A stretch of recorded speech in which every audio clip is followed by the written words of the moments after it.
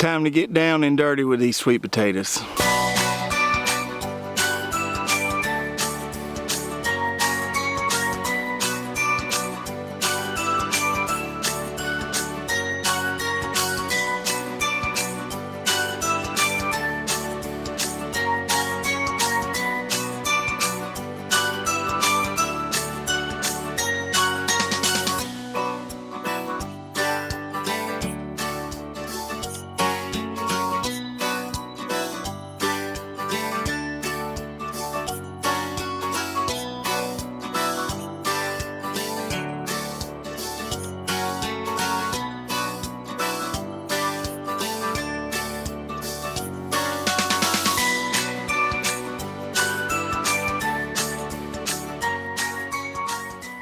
Well, nothing like a good 90-degree day at the end of October for digging sweet potatoes.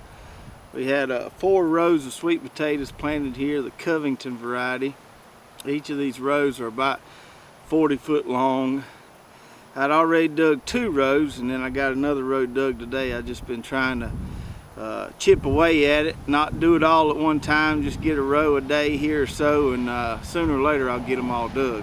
Looks like we got a pretty good crop this year. It ain't the best sweet potato crop I've ever grown, but it's certainly not the worst. We've had some stinkers over the years, learned a few things here and there, and got a pretty good crop this year.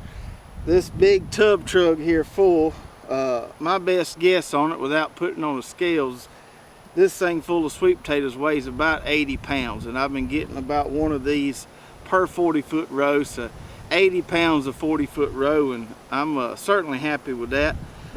Most of them are pretty good size. We had some small ones, but that's okay. Them small ones that eat good too. But this is right here is probably about the average size we got.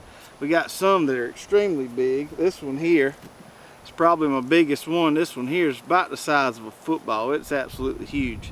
I don't even know how he cut this thing up, but pretty neat to look at. It was pretty neat to find in the dirt regardless. Now, by no means am I an expert on growing sweet potatoes, but I have learned a few things over the years, and hopefully you can use those next time you plant them. Hopefully it'll help you out and work good for you. Sweet potatoes, unlike other crops like say corn or onions, don't really like to be babied or spoon-fed. They don't like a lot of fertilizer.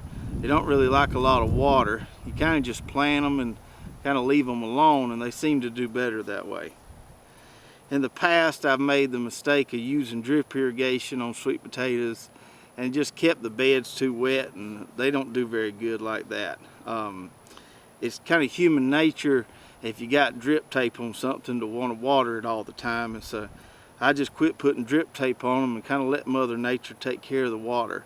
Now, I did put an overhead sprinkler on these about, I don't know, 7 or 8 times through the growing process, but we really didn't put a lot of water on them. We like to plant our sweet potatoes around the middle of June or so, sometime there when the spring crops are done. It just works better for our rotation that way. You can certainly plant them as soon as the temperatures warm up in the spring and harvest them, you know, late summer, and I know a lot of people that do that. But for our crop rotation and everything, it works better to plant them after some of those early spring crops are done. Plant them in the middle of summer, mid-June or so, and then harvest in late October or early November. Another thing that we've found helps is mounding up the dirt on the sweet potatoes and making a kind of a big hill around those slips. We've done a video on this in the past on all the reasons we like to do this, but it certainly makes them easier to dig. It's going to help you weed pressure there, and we've just gotten better harvests when we made a big hill around them as opposed to leaving the ground flat.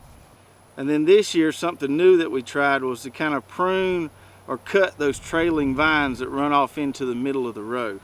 So what I would do here with these 4 rows of sweet potatoes is about every 2 to 3 weeks, depending on if it needed it or not, I'd run my tiller through here, through the middle of these rows, and that would chop off all those vines in the middle of the row. And the theory there was to try to put all the plant's energy back into that hill, back into making sweet potatoes as opposed to making new vines.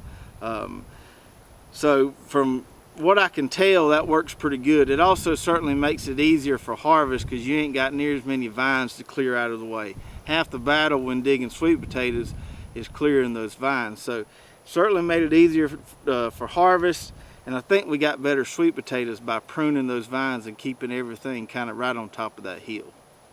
Now after we dig these sweet potatoes, they're going to need several weeks to cure for that skin to kind of harden up and for them to get ready to eat. So what we'll do is we'll just put them on our drying rack underneath the pole barn there, and I've showed you that on some previous videos. But we'll just lay them out on there so they're not touching or really stacked upon one another, just so they're in a cool, dry place, and then they'll store there for a long time, sometimes up to 6 months. So if you've got any other questions about growing sweet potatoes, put those in the comments there and we'll be glad to try to answer them for you. If you've got any tips or tricks that you've tried that worked well for you that made a better sweet potato harvest, put those in the comments as well. We're always up for trying and learning new things, and we'd be glad to hear what's working good for you when it comes to growing sweet potatoes. We've, to this point, my favorite variety, and I've tried quite a few of them, my favorite variety is this Covington variety here. But I think next year we're going to plant a few of those Georgia Jets. Heard good things about those, and we want to give those a try as well. So I hope you enjoyed this video, and we will see you guys next time.